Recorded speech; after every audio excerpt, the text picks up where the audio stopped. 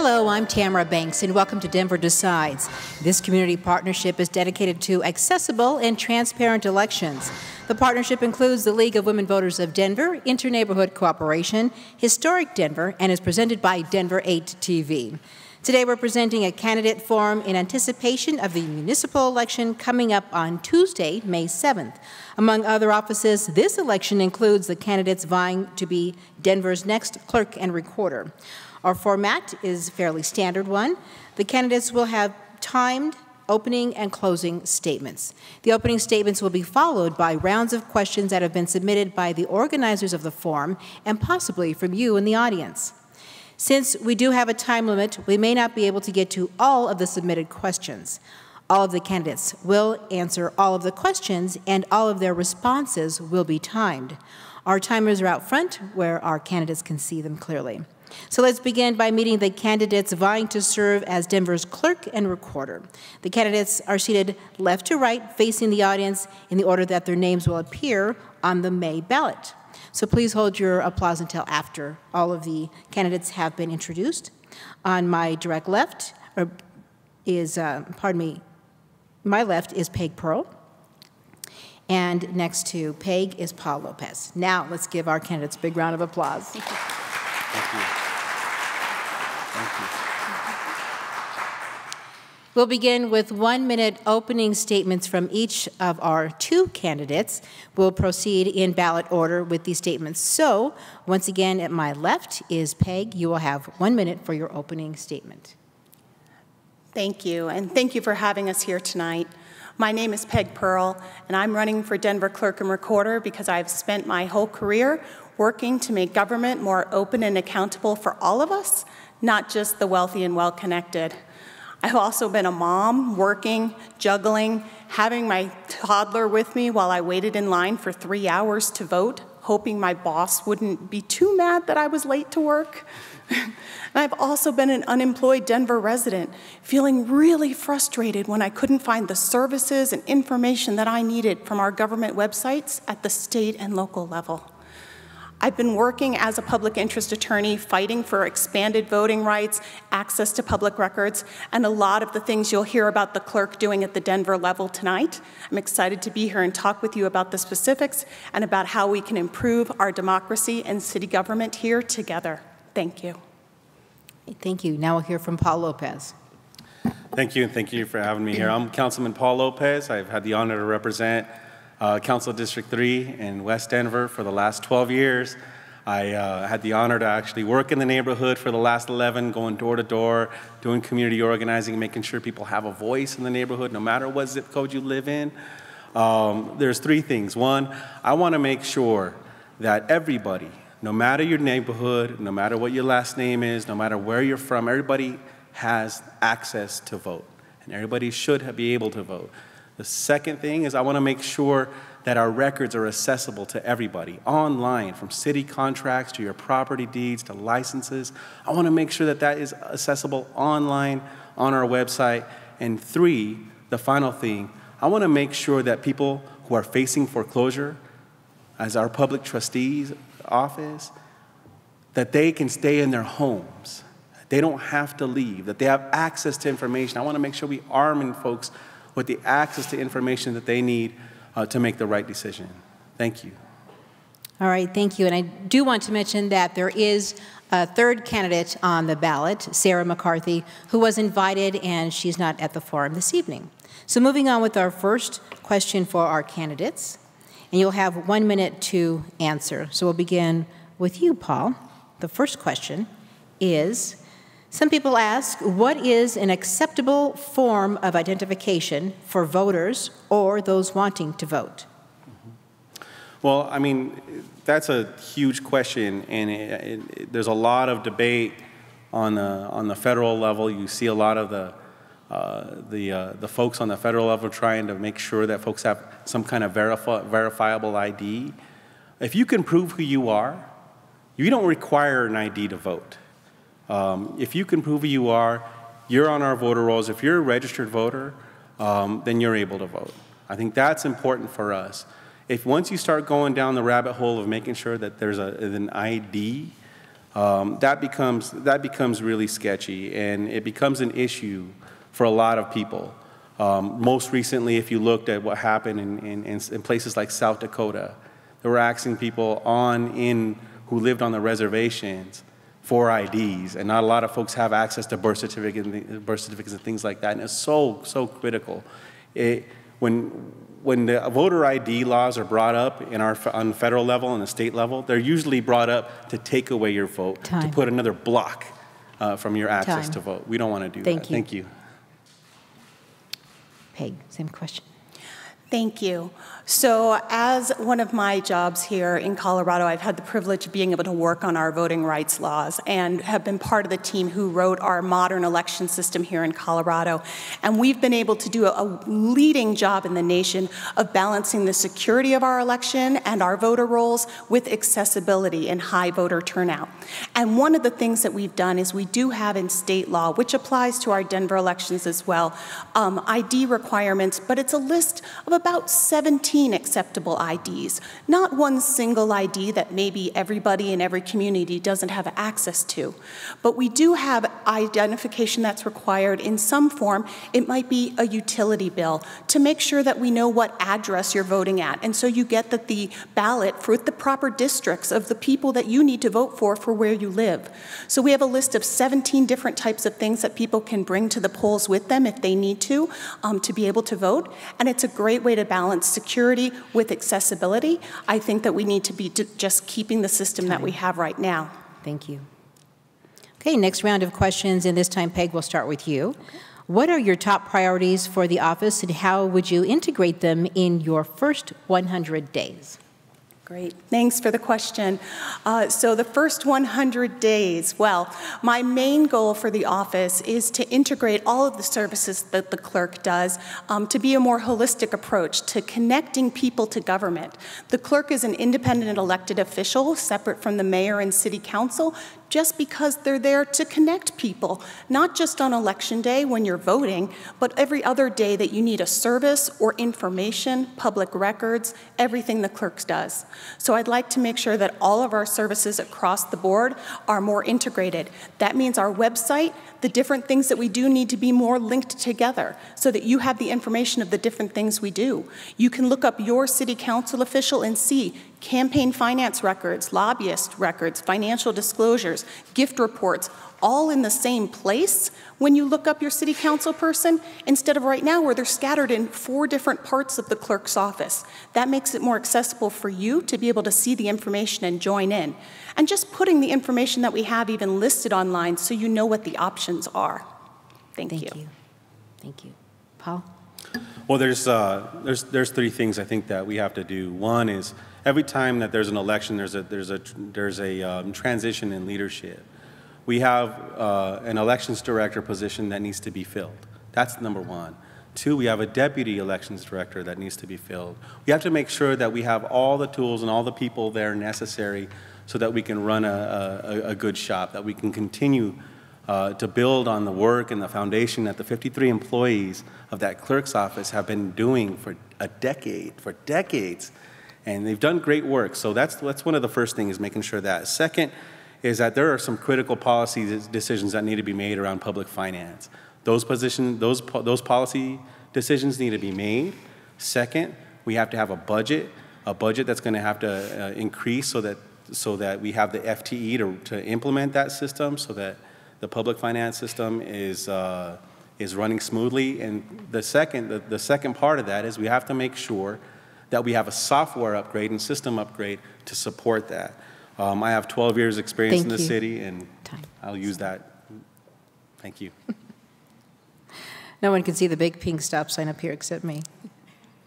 Sorry. Our next round of questions is name 2 or 3 leading ethical standards that will guide your office's work. And Paul, we'll start with you. Well, one, I want to make sure that we're clear. There's really nothing broken in the clerk's office. We've had tremendous amount of leadership. It's been an opportunity as an elected position only for the last decade, and having an independent clerk and recorder that's been elected, that voters have decided, is really important. Stephanie O'Malley did a great job of creating a new culture. Those employees in the clerk's office have been amazing. I want to make sure that we're keeping up with that good work. Second, on the ethical decisions, it's important that there's integrity in every city department. And it's important when we recognize that there's integrity in every city department. For us, it's making sure that those city services are being delivered. Second, it's making sure that our elections are fair and that we continue to fight for fair elections and fight for fair access to the ballots, no matter where your zip code is, what neighborhood you live in. Everybody should have access to the ballot. Thank you. Okay. Thank you. So I have had the opportunity in the past to work specifically in government ethics, both as counsel to the U.S. House of Representatives Ethics Committee and a senior counsel here in Colorado at Colorado Ethics Watch. So I do think that all public service that we all do, we usually have fairly high ethical standards for ourselves in our office. The main goals for me and for the office of Denver Clerk would be, first of all, transparency. And that means not just how easy it is to access something on the website, but making sure that the process of decision-making in the clerk's office is also transparent and involving the public. When we decide where voting centers are being placed, for example, that it's a transparent and open process with the public. And second, accountability. Everything that we do in our office needs to be accountable to you, the people, and that is making sure that we have the information that you need to participate in those public meetings and making sure that our voting system, you continue to trust it and that we remain secure in the work that we're doing for you. All right, thank you. Before we get to our next round of questions, I just want to remind the viewing audience that Sarah McCarthy is the third candidate on the ballot here. She's taken ill suddenly and not able to be with us this evening on this forum, but you can find out more information about Ms. McCarthy at denverdecides.com. So moving on to the next question, and Peg, I believe we'll start with you this time. How many employees have you managed in the past, and do you have a management philosophy? Thank you. So I have at different times in government managed different departments. So when I was at the Federal Election Commission, I did have some supervisory responsibilities within my legal department. Same thing at the Ethics Committee. In numbers, I would say it would vary between half dozen and a dozen at different times. I also worked, though, in my public service union. I was a union steward, so I was very involved in the management practices and working back and forth between the government and larger units within our government agencies. And more specifically here in Colorado, at a nonprofit policy position, it's been a small nonprofit, but I've been managing very large stakeholder and policy projects where we've had coalitions of 25, 30 organizations and representatives from all those organizations and stakeholders at the table. And so managing all of those people and the interests and the feedback of people together, that is definitely part of what I bring to my philosophy of management, is to bring that information and feedback in as well. Thank you. All right, thank you. And Paul? Well, I started in the restaurant business. So, obviously, there's management there, and it's actually pretty fun. Those are my roots. However, my trade is I'm a union organizer, and I worked for the Service Employees International Union with the Justice for Janitors campaign. And I managed my own team, but we actually made sure that the union members that we represented in various companies across the state and the region, that was 7,000. And we made sure that those folks had access to collective bargaining, that their issues were being heard. So labor laws is something that's ingrained in me. As a councilman, I've had the same staff nearly my entire term as a city councilman for 10 years. Love them. I want to be a good boss, and I want to make sure that folks have a department where they're valued, where their ideas are supported, where their innovation is grown. So that, for me, it's super important. Thank you. All right, thank you. And our next question, and Paul, will start with you this time. The question is the current clerk and recorder's office making the best use of technology? And if not, what would you introduce or change should you be elected? I think there's a lot of great tools that the clerk's office is using.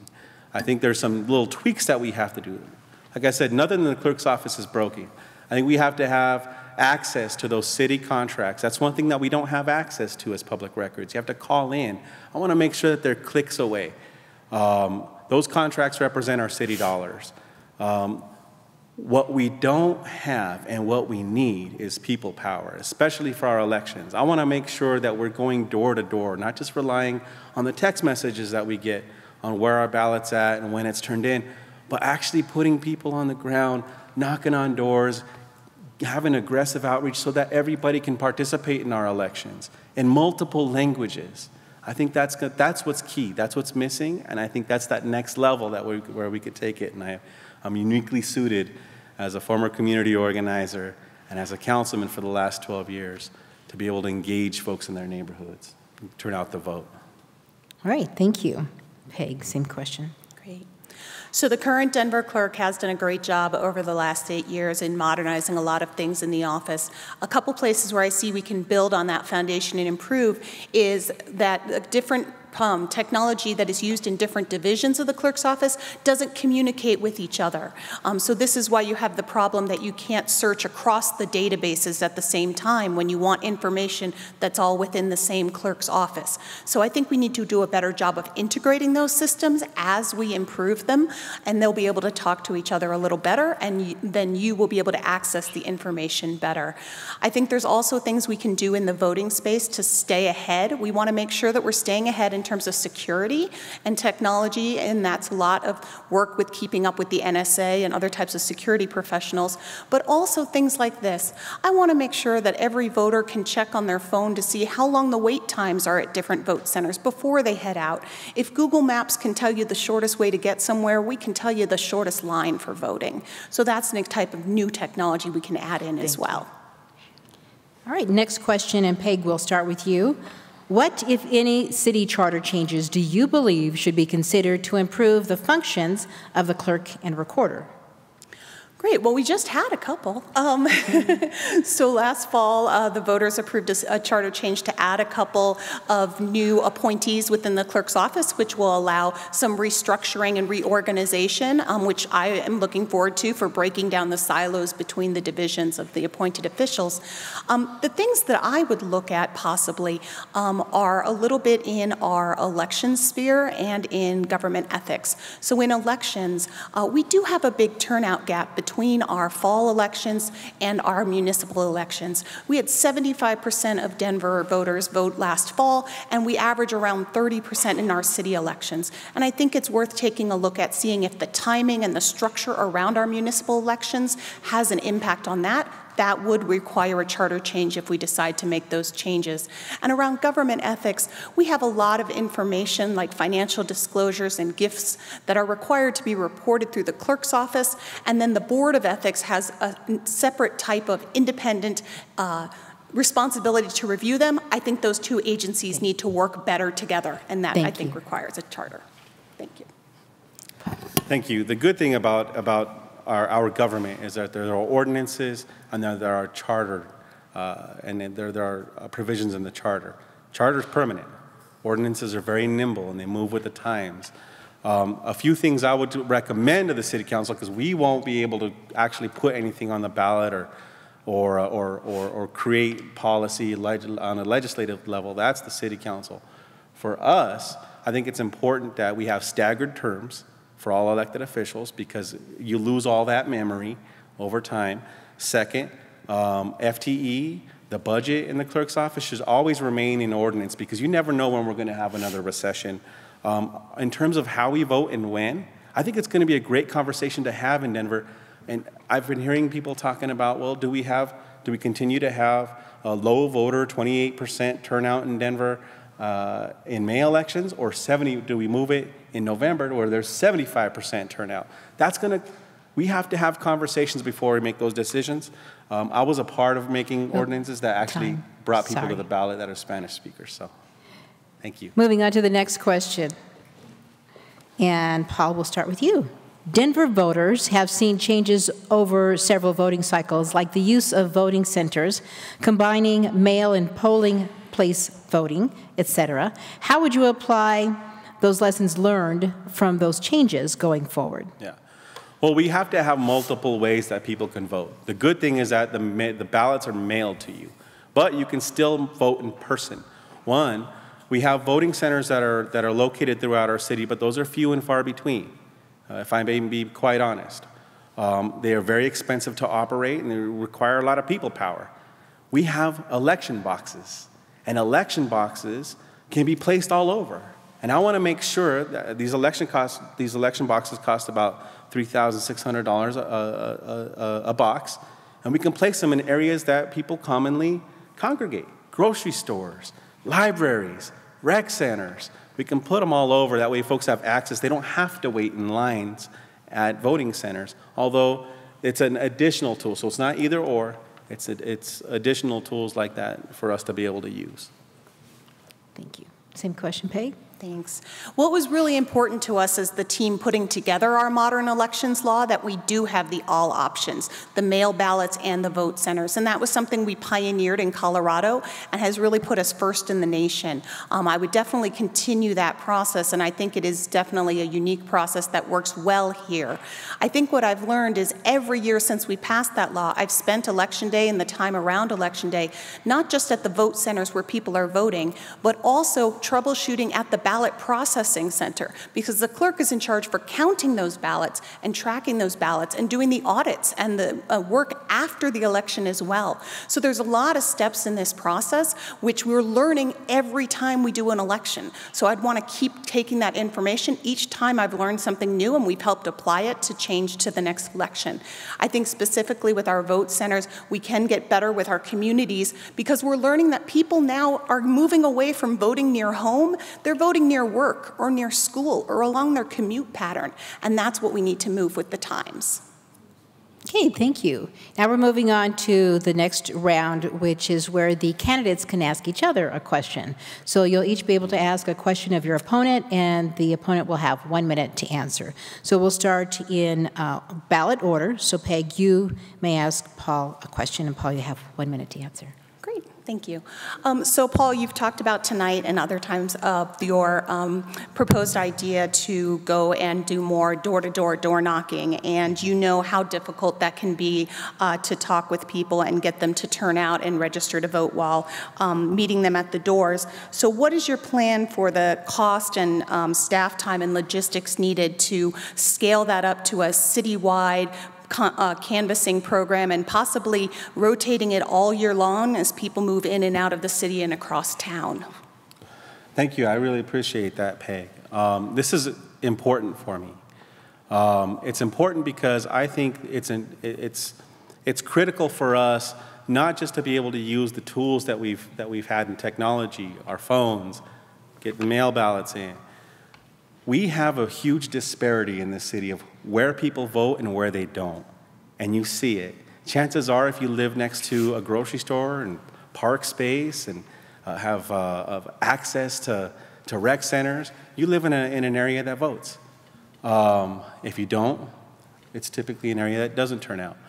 I want to make sure that we're putting people on the ground, because that's what it's going to take to close that gap. We're living in a different era, and people need to come to the polls, and that means we're going to have to go to council, ask for a budget increase, which I know that process very well as a city councilman. It's a modest increase. You're looking at about $250,000 to run a program like we ran in Mi Familia Vota. That's what we did, and it turns out it's worth it. It's our democracy, and democracy works. Democracy works when everybody participates. And we'll get a chance to do this one-on-one again. So, Paul, we'll begin with you. You can ask Peg a question. All Peg, right, will have 1 minute. All right, Peg. Greatest of all time, Denver Broncos. Peyton Manning or John Elway? Wow. Okay. Well, you know. Come on, Peg. We want to know. Well, I will let you know. So I grew up in Arizona at a time when there was no football team, but Fun fact, on our way to Arizona, when I was about 1 year old, we stopped in Denver. I actually lived here for about 9 months, and it was back when the Broncos were in the Super Bowl the first time, and back in the 70s. In 77, my brother was actually born here, and so he always was a fan of John Elway growing up, even though we lived in Arizona, because he felt he had a connection, having been born in Denver, even though he lived here for only about 3 months. And so in our family, John Elway was sort of an honorary person in our household, even though we weren't technically cheering for the Denver Broncos. So I'm going to have to go with Elway. All right. These tough, hard-hitting questions, exactly. How true of a Denverite are you? We're going to go with another round of one-on-one questions. And again, we'll start with you, Peg. You can ask Paul a question. And again, Paul, you have 1 minute to answer. Okay. Great. I'm going to ask you a question that a lot of people are asking me recently. So we're talking about our municipal elections and how we can get more people to vote and participate in things. A lot of people at the doors or at community meetings are asking me about alternative ways to vote. We vote in a nonpartisan way in these elections, and so they're asking about what you think about things like ranked choice voting or approval voting or other kinds of ways that you can vote in these local elections, and if you think that might help with our turnout. And I appreciate that question. You know, we've had this ballot we've had this ballot since the 1930s, and we still have trouble getting people out to vote or even participating. So it's not necessarily the ballot that's the issue. It's us and where we're focusing our energy and who we're skipping. If we knock on the doors of people who vote all the time, then we're missing a huge opportunity in our city in areas where people don't vote as much. And instead of skipping them for efficiency, we should be knocking on those doors. That's why that's really important for me. Ranked choice voting is an opportunity. It's a new ballot. And I like the idea of ranked choice voting. However, there's a lot of education that we have to do in our communities. We have to do mock elections. We have to engage community in the process. So the magic in that question, in the focal point, is community and how we engage community. All right, thank you. Paul, now you may ask Peg a question, and you've got 1 minute. Yeah, greatest of all time. No, I'm just kidding. Serena Williams. For no matter what the question is. You got it. No. So I'll ask a more serious question. I really truly believe, as a city councilman, it was important for us to have folks to participate. If not door to door, then how? How do we turn it out if it's not door to door? A lot of our organizations are tapped out. They don't have budgets to participate in these elections.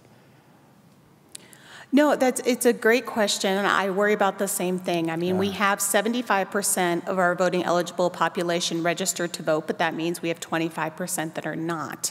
And obviously, the things that we've been doing so far haven't reached that 25%. There are things that I'd like to do that are going where the people are. So from my perspective, I think we can do more work in initial voter registration, and also some of that percentage is people who didn't update their registration when they moved, so their addresses are out of date. So we can do more around when they come to a rec center like this or a library, getting more voter registration and registration updates there instead of relying too much on the motor vehicles department. You know, my daughter just turned 16, and shocker, she actually didn't want to go get her license the day she turned 16. It's just not, everybody doesn't have a car. Everybody doesn't go to the DMV. So I think it is about finding where people are and doing those services and trying to update our systems to reach where they are so that we can bring them into the system that way. All right, thank you. And before we get to our closing statements, I just want to remind our audience that we do have a third candidate on the ballot, Sarah McCarthy. She took ill suddenly, and she's not able to be with us, but you can find out more information about her on denverdecides.com. So, moving on to the closing statements. Each of you will have 1 minute to give a closing statement, and this time we will start with you, Paul. Thank you. I really appreciate the opportunity for this. Thank you, TVA. Thank you, Denver Decides, to our wonderful host, my colleague here on the campaign trail, Peg. Look, 3 things. I want to make sure that we're turning people out to vote. There's a huge disparity in inequity in Denver, and it begins with making sure people have access to the ballot, right? The second is I want to make sure that we have access to our records, whether they're property records, whether they're records that have to do with marriage, to access those public documents. We have to have that access. The clerk's office has done an amazing job. We need to take that to the next level and make sure it's finished. The third, I came into city council as a city council person during the recession with all these foreclosures. So many people lost their home. We are the public trustee in the clerk's office, and we sit as the referee. We need to make sure, and we have an opportunity to arm people with the information so they don't have to leave their home. All right, thank you. Okay. Thank you to everyone here tonight and for putting on this whole series of debates for everyone across the city. Voter information does help, so appreciate that for everybody. And thank you to Paul for tonight and the other nights that we've been having a lot of these discussions together. It's been very interesting and very useful to talk these things out. You know, we're here running for Denver Clerk because we care about our city and we care that everybody participates in our city. And that's really what I've been doing my entire career, is working to try to make sure that everyone has a voice in government. And I want to use that track record as Denver Clerk as our next step here. I want to build an office off the current foundation, and one that you will know that not only will your vote be secure and counted, but that your voice matters in city government. And that affects people wanting to vote as well. So having access to the information before you go to the meeting and the public hearing so that you feel that you can participate in decision-making that your city is doing all the time, not just on election day, gets you more invested. And I appreciate you listening tonight. Thank you.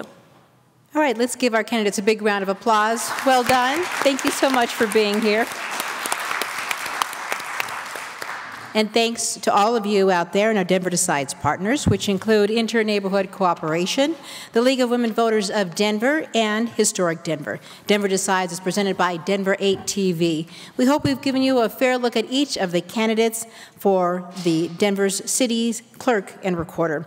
So get out there and register to vote. Make sure you get out and vote. And for all online information, go to denverdecides.com. I'm Tamara Banks. Thanks for joining us. We'll see you next time.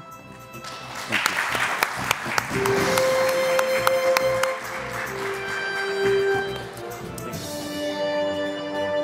Yes.